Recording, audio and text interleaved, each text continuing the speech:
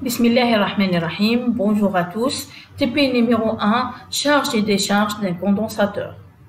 L'objectif de ce TP, on se propose d'étudier la charge et la décharge d'un condensateur à travers une résistance non inductive, ainsi que l'influence de la résistance et de la capacité sur les courbes de charge.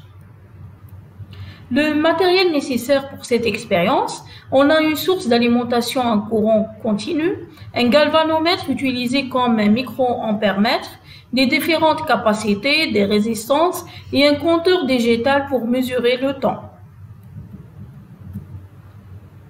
On passe maintenant à l'expérience. On va réaliser le montage illustré dans la figure suivante. Le condensateur est initialement déchargé. En position 1, on a un circuit en série, constitué d'une résistance R, d'un condensateur de capacité C, d'un microampèremètre et d'un générateur de tension continue réglé à 1 volt, comme le montre la vidéo suivante.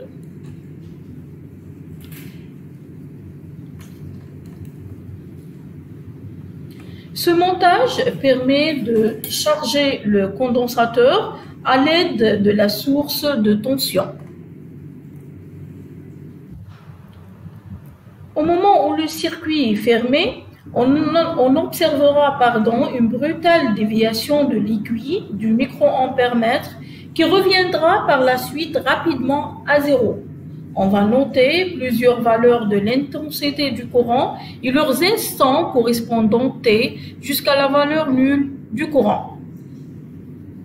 Les différents résultats obtenus sont regroupés dans le tableau suivant. Pour la deuxième expérience, on va changer la capacité C1 par C2. Les résultats sont rassemblés dans le tableau suivant. On passe à l'expérience suivante. Les condensateurs C1 et C2 sont en parallèle. On relie les deux condensateurs en parallèle, c'est-à-dire l'entrée de C1 avec l'entrée de C2 et la sortie de C1 avec la sortie de C2, comme le montre la vidéo.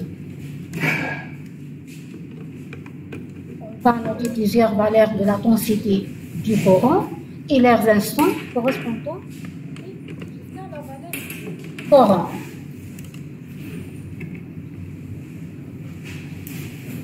Les résultats sont regroupés dans le tableau suivant.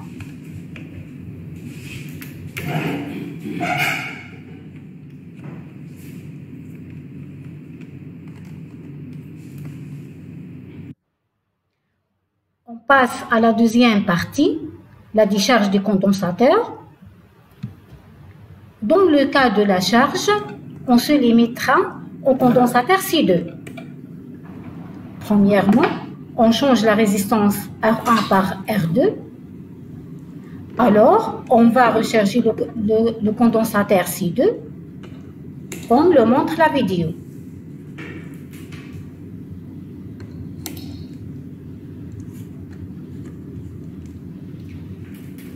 Et on va noter plusieurs valeurs de l'intensité du courant et leurs instants correspondant T, jusqu'à la valeur nulle du courant.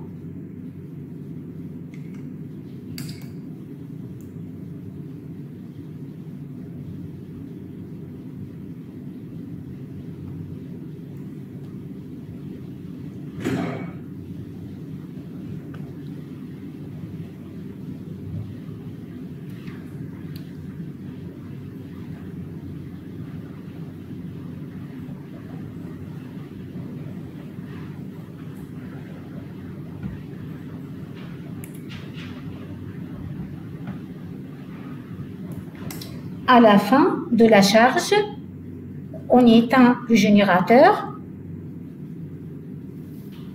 On observera sur le galvanomètre une déviation de l'aiguille dans le sens opposé, c'est-à-dire la charge a commencé. La décharge a commencé. Les différents résultats sont regroupés dans le tableau suivant.